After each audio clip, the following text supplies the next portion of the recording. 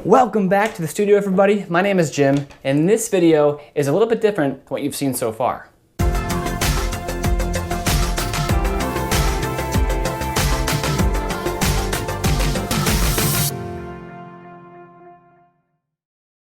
Now today is a very special day because this package finally came in the mail.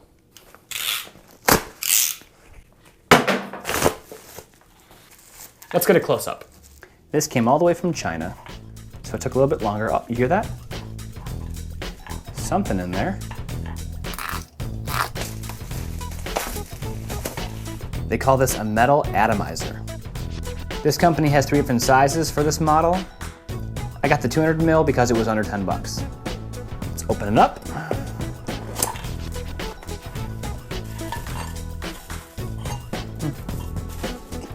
Tinier than I thought, but that's okay.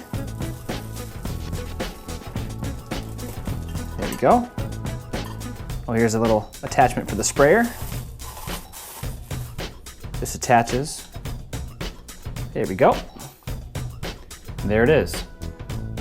If you don't have access to a compressor for an air-powered spray gun, this is the next best option, in case you didn't know how this worked. Metal atomizer. Use your mouth to spray glazes or oxides on clayworks easily and quickly. Inside the metal container is a tiny tube from the bottom to the top. When you blow air through the top pipe, you create suction that pulls the liquid up through the vertical tube, and the liquid exits the sprayer as a mist. So you put your glaze in here, or honestly, I'll just throw it in there before, then close the top. Now this is just a small human-powered sprayer, or metal atomizer like the box says. There are different and bigger sprayers out there, so if you got a minute, let's take a trip and I'll show you. We're headed to the local home center. I'm gonna show you those sprayers, but I also gotta buy some mulch. I won't tell you which one we're going to, but there's a lot of orange. Here they are. This has a cool little trigger. This is a siphon just like the one I have. And these are gravity sprayers, because you put them in here, and then the glaze of the paint uses gravity to go through into the spray gun. These are both $80. Here's a bigger siphon back here, still 50 bucks. This has a really comfortable trigger. If I were to get one with a compressor, probably go with this small siphon just to give me more control and less hand fatigue too.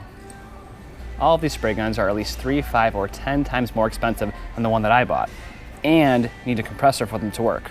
We're using human power, so we don't even need a compressor. But it's also why mine's only $10.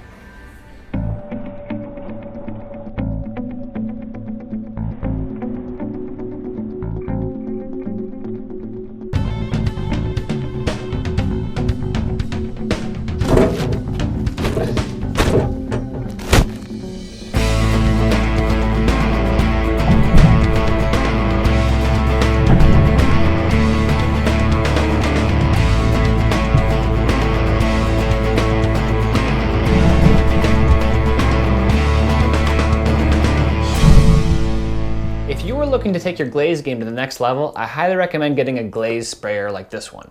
It's really cheap, it's user-friendly, no power necessary, and right out of the box it works great.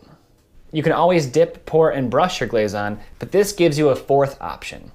You can spray really thin layers of glaze, you can do gradients or blending from like dark to light or red to blue, whatever colors you like. You can also, when dipping isn't the best or when pouring isn't the best, get a really even coat by spraying and spinning your piece on a banding wheel. So yes, you have to blow into this and you do get lightheaded sometimes, but for $8, you really can't beat that price for being able to get some practice with spraying on oxides, glazes, and underglazes. It's a pretty cool process. I've used it a couple times before. This is my first personal one. I'm very excited to use it. Let's go spray some stuff. We are in the backyard because I don't have a vented hood in my basement. So I'll spray out here. I'm gonna try some examples of different layers of colors. We'll see what happens. These are a few secret salt shakers that I made. These are all mixes of underglazes, about 2/3 underglaze, 1/3 water.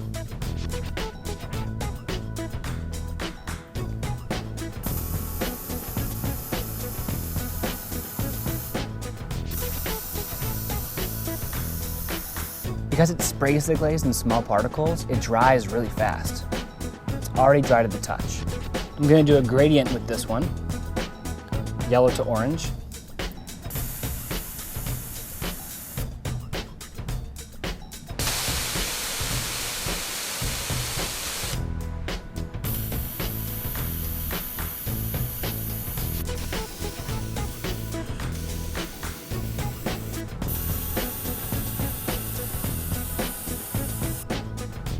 Solid blue.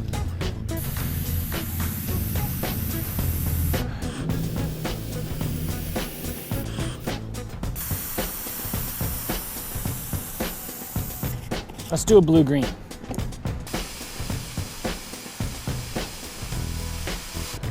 This one got contaminated a little bit, but we'll coat it with green first.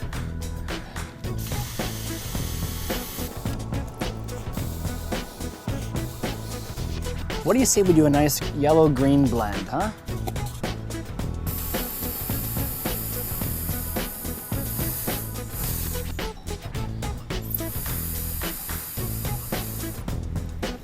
Little gradient from top to bottom, green to yellow. See how it turns out.